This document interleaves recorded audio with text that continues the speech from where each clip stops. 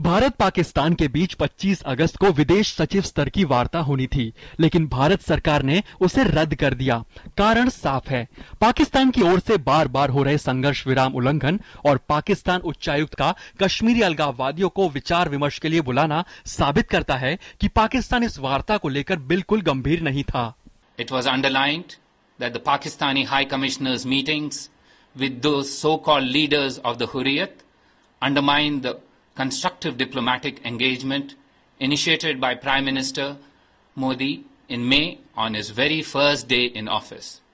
The only path available to Pakistan is to resolve outstanding issues through a peaceful bilateral dialogue within the framework and principles of the Simla Agreement and the Lahore Declaration. Therefore, under the present circumstances, it is felt that no useful purpose will be served by the Foreign Secretary of India going to Islamabad next week. Foreign Secretary Sujata Singh's visit to Islamabad for talks on 25th August stands cancelled. रक्षा मंत्री अरुण जेटली ने सरकार के इस फैसले का पुरजोर समर्थन किया।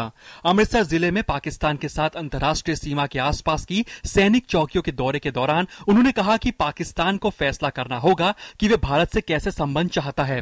पाकिस्तान ने हाल ही में 2003 के संघर्ष विराम का जमकर उल्लंघन किया है। सीज फायर का जो उल्लंघन है, ये पहले एलओसी पे होता था, आजकल इंटरनेशनल बॉर्डर पे भी हो रहा है। स्वाभाविक है कि पाकिस्तान और पाकिस्तान के भीतर जो ताकतें हैं,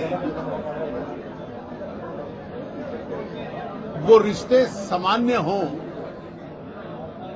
वो नहीं चाहते। मोदी सरकार के वार्ता रद्द करने के फैसले से राजनीतिक गलियारों और सुरक्षा और विदेश मामलों से संबंधित संस्थानों को झटका लगा है। विभिन्न दलों ने अलग अलग प्रतिक्रिया दी है। सचिव स्तर की बातचीत से पहले अलगाववादियों से बातचीत करना और सीमा पर सीज फायर का उल्लंघन करना, और आज जो उनके राजदूत हैं उन्होंने जो अलगाववादियों से बातचीत की है, ये सीधे सीधे भारत के आंतरिक मामलों में हस्तक्षेप है और इसको भारतीय जनता पार्टी बिल्कुल बर्दाश्त नहीं करती।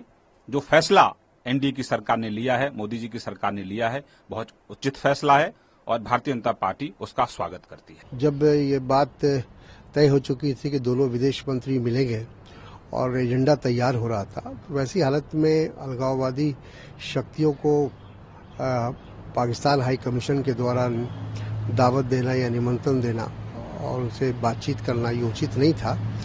और अगर करना भी था उनको किसी तरह की वार्तालाप, तो पहले भारत सरकार से उसकी परमिशन लेनी चाहिए थी। उनका डिप्लोमेटिक क्या मसला है वो उनका है, लेकिन मैं एक पॉलिटिकल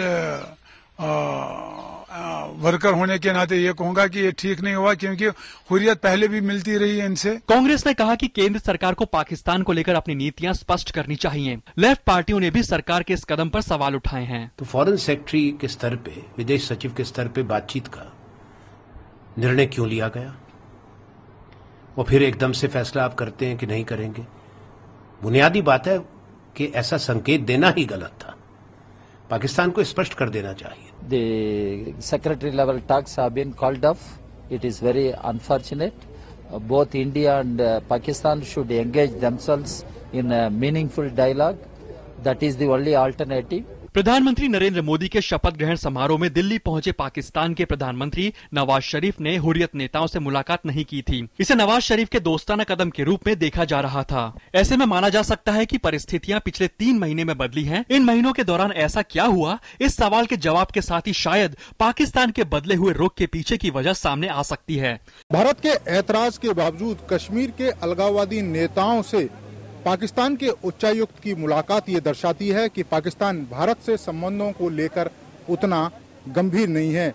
अगर वास्तव में पाकिस्तान भारत के साथ संबंधों को सुधारने को लेकर गंभीर होता तो वो ना तो अलगाववादियों को वार्ता के लिए इनवाइट करता और ना ही सीमा पर सीज फायर का उल्लंघन करता।